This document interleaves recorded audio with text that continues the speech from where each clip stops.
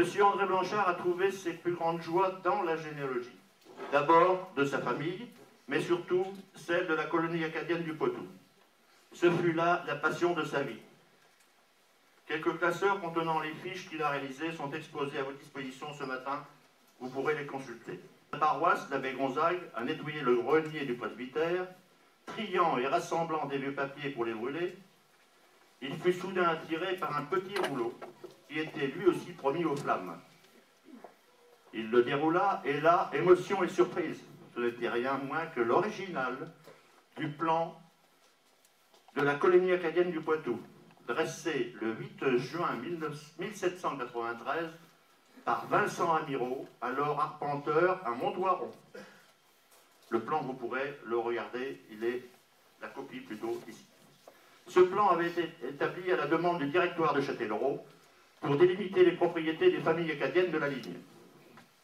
Conservé longtemps par la famille Blanchard, ce document a été remis le 28 novembre 1987 à Madame Édith Cresson, maire de Châtellerault à l'époque, afin d'enrichir la section acadienne du musée de la ville. Madame Édith Cresson, à l'époque, n'était pas à son bureau ce jour où le plan a été remis, et c'est son adjoint, ici présent dans la salle, qui l'a reçu. C'est une épopée qui, bien que longtemps passée sous silence, continue encore aujourd'hui de passionner non seulement les descendants des pionniers de l'époque, mais aussi toutes celles et tous ceux qui ont la curiosité d'en découvrir le parcours. Mon propos n'est pas de vous détailler l'histoire acadienne, mais d'en extraire les dates les plus marquantes. Il y a bien sûr 1604, avec Dugas-de-Mont et Champlain, puis 1632, avec Richelieu et de Razilly.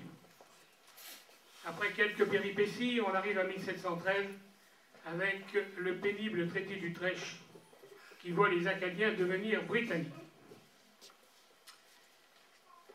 On arrive à 1755, avec l'horrible et inhumaine déportation de tout un peuple, qui, nous ne l'oublions pas, déporté par les Anglais, était en fait une déportation purement anglaise, puisque les Acadiens étaient devenus britanniques depuis 1713. L'histoire des déportés continue ensuite des deux côtés de l'Atlantique. Et ce qui nous rassemble aujourd'hui, ce matin, c'est la partie poitevine de cette histoire qui a vu se fixer 25 familles réparties sur les communes d'Archigny, Lapuy et Saint-Pierre-de-Maillé, et qui en 1776 représentaient 157 personnes. Ces familles sont devenues propriétaires de leurs fermes en 1793 et définitivement installées.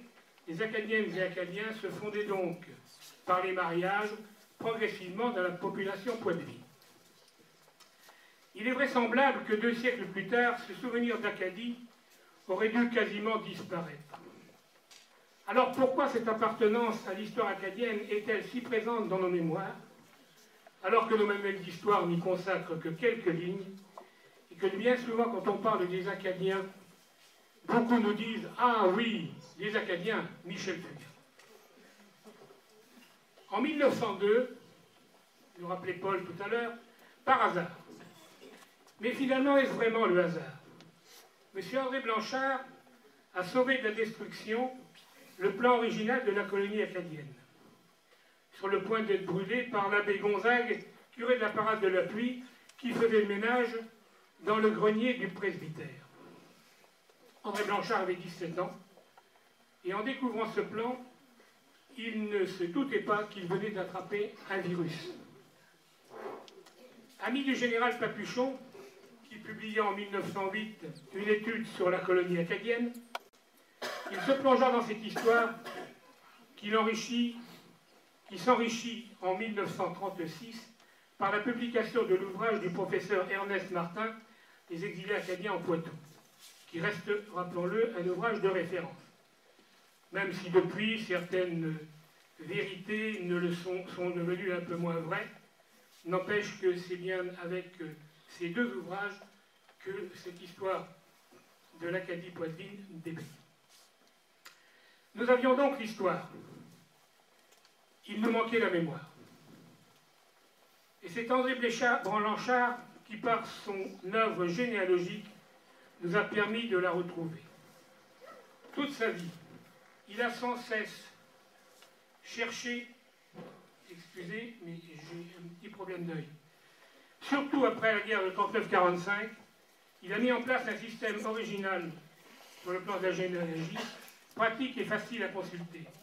C'est une œuvre de 13 volumes, comportant au total 1235 folios mobiles, où sont inscrites 5000 personnes, formant près de 1000 familles. Et elle est complétée par un ensemble de fichiers répertoires destinés à faciliter les recherches.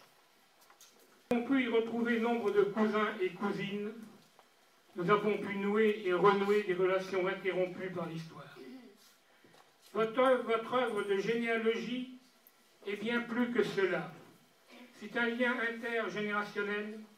C'est l'œuvre d'un architecte qui a permis la construction d'innombrables ponts, petits, grands et immenses, qui servent de passerelles virtuelles pour la mise en relation et mieux savoir d'où l'on vient pour mieux prévoir où l'on va. Ces petits ponts sont de village à village pour ce qui concerne notre région, de ville en ville au niveau de la France, puisque nombre d'Acadiens de descendants se sont expatriés, mais il nous permet aussi de joindre l'autre côté de l'Atlantique, que ce soit au nord avec l'ex-Acadie ou que ce soit au sud avec nos cousins cajuns.